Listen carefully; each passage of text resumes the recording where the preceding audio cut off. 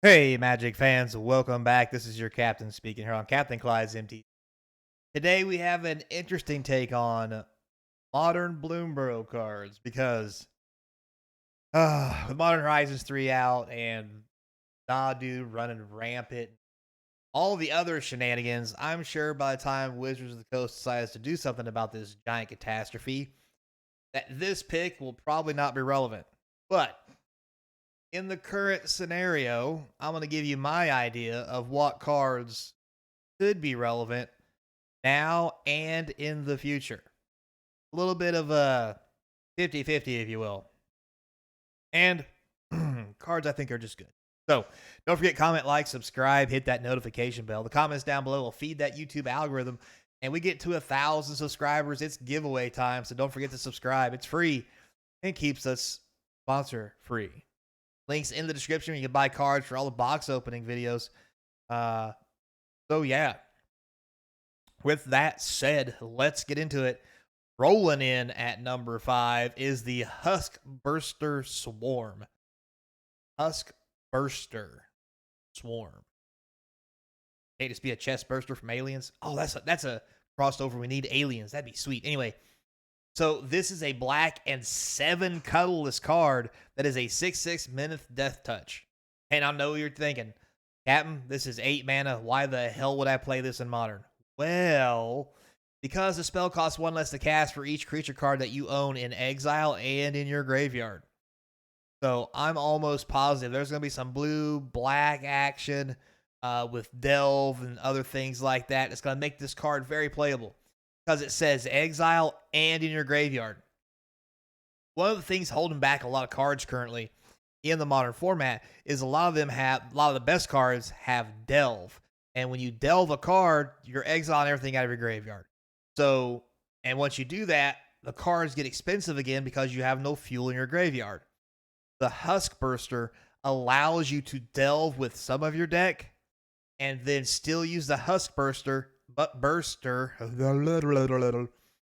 as a viable cheap card as a 6/6 Death Toucher. Because let's say you lay a bunch of creatures, Death Shadow, yada yada, this, that, and the other, and you put about 4 or 5 cards in your graveyard.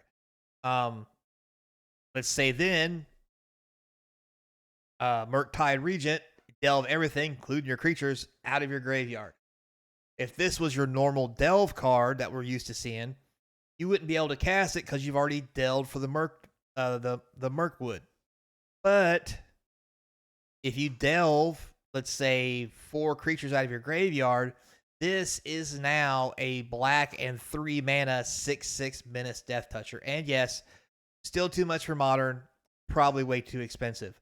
But if you put something like this into a very creature heavy deck, and that's any kind of creature, we're talking the forest that counts as a creature, all these other things, decks with, uh, you know, the mana dorks in them.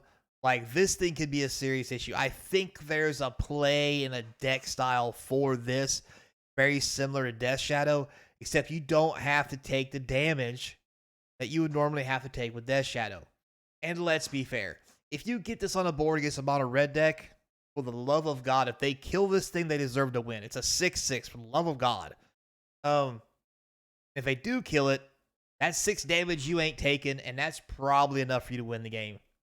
So I just feel that's why it's at the low end. I feel there's a possibility to play this, and when someone figures it out, it's going to be huge. Then again, that also comes with dealing with combo decks, which might be the one thing that stymies this card. Next, running in at number 4, we have the infamous Cruel Claw.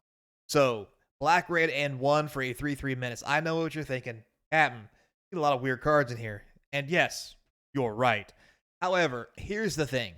It says, whenever it deals combat damage to a player, exile a top card of your library until you exile a non-land card. You may cast that card by discarding a card rather than paying its mana cost. So, hear me out. You flip over you lay this on turn 3, turn 2, whatever. This bad boy gets in there. Can't be fatal pushed because it's 3 mana. It's bigger than 5. It's a 6 total power toughness, so it can't have the other one black spell. It is boltable, but this is very easily part of a combo deck because if this thing gets in and you hit somebody with it, flip the top card of your deck. Yes, I know. Oh, it's random. You won't know what's on there. Brainstorm is legal. I don't want to hear it. Anyway, you flip the top card of that deck, and then you discard a card from your hand. And the key word here is rather than paying its mana cost. It says you may cast it. So if you've drawn your Emrakul, Ulamog, whatever, you literally can be like, I lay this on turn 2 or 3 or what the hell ever. I swing in, you hit. With the trigger on the stack, you cast Brainstorm. Put the Ulamog, Emrakul, whatever on top of your deck, stack your deck so you know what's there. Flip it over and go, oh, look what it is. It's Ulamog. I'm going to discard a card because there's no other cost other than discarding a card to cast Ulamog on turn 4, causing me to exile 2 of your things, and I have a 10/10 indestructible, which is almost impossible to deal with in this format because it's Ulamog. It's just the way it goes down. Now, may not be the best use of this card, but there are possibilities that this simple card in some decks that play black-red as an additional win condition could make this card playable in Modern. And, I mean, it's free casting, basically. I mean, you discard a card, but it's still free casting. And when is that not been broken? So, next, we're going to get a little spicier as we run up to number 3. That's right, it's Kisa, the Otterball Elite. Blue and 1 for a 1/3 Vigilance. Prowess. Tap, draw a card, discard a card. Tap 2, copy target instant sorcery spell you control. Choose new targets for it. Activate only if its power is 3 or greater. So, last part might be a bit much. However, it is a 1/3 with Vigilance, meaning you'd swing in and still block if necessary. It has Prowess. It can get big enough so it doesn't die when it blocks or when something targets it. And the simple fact that it is also a Merfolk Looter is amazing. And if you guys haven't played with Merfolk Looter, you don't know the abuse that card can be put to inside of a format, especially with all these combo decks that do things like untap this permanent, untap this permanent. When you start untapping this permanent along with your lands and everything else, and you start tapping it to draw and discard, you're burning your way through to your combo piece. I just really feel this card is going to be special. And also, in decks like Storm and so forth, if you can't Storm off, if you cast enough spells so that Storm will kill somebody, this thing will be big enough to just punch them square in the Johnson and kill them. Or kick them, or flipper them, or what the hell ever. His ball versus your ball, his ball's going to win because if he's going to, after 20 spells, he's going to have big balls. Anyway, otter balls. So I think this also has potential for an additional win condition inside some Storm decks, which helps combo decks have additional wins. So if you do manage to stop one part of the combo, you haven't still guaranteed you stopped all of it. All right, next coming up, we have Long Rivers Pool. Why is this here? Counterspell. Combo decks. Enough said. 2 blue, counter target creature spell. Yeah, you all might not be countering a lot of creature spells. Who cares if your opponent draws a card if you're going to counter their combo pieces?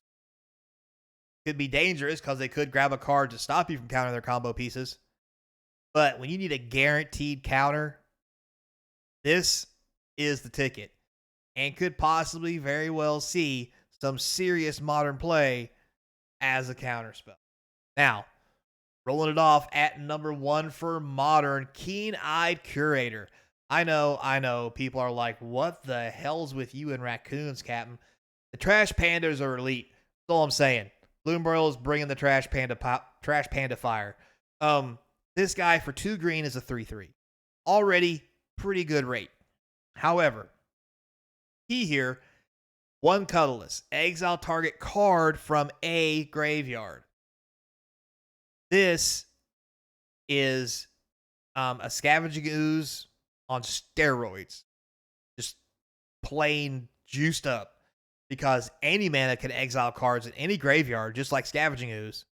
And once you've exiled 4 cards that are different types, you can target your own stuff, not just your opponent's. This thing becomes a 7/7 with trample for 2 mana. This is what Scavenging Ooze wishes it could be. The only drawback's you don't gain life. But then again, the fact that you can exile anything, you aren't forced to target creatures to gain life, can be huge. Also, not getting life could be a drawback as well, depending on how much burns in the format. But, I mean, come on. Turn 2, you lay this as a 3/3. If they don't deal with this, and I mean deal with it, on turn 3, you can exile 1 to 2 cards. The next turn, exile 2 more. Now, this thing's a 7/7 with trample, and shit just got real. Again, Modern's all about big fat combos and creatures fast. And you turn this thing on turn 4 into a 7/7, give it double strike or some god-awful silliness. Just win. Because, let's be honest, on turn 2, you're going to lay. On turn 3, you're going to punch them in the face, take them to 17. They're going to fetch a few times. They're going to be at 15. If you turn this thing into a 7/7, give it double strike, game over. It also has trample already. But you don't have to give it double strike in the conditional red spell manner. But probably the best way. But still, there's other ways to do it. White, other red cards that are cheaper. There's different ways to do it that can make this card absurdly good for how cheap it is. If nothing else, it's going to be heavily sideboarded to deal with all the graveyard shenanigans. So, with all that said, guys, thanks a lot for watching. Until next time, be kind. And I hope to see you across from the game table. Almost Gen Con, baby. Woot woot.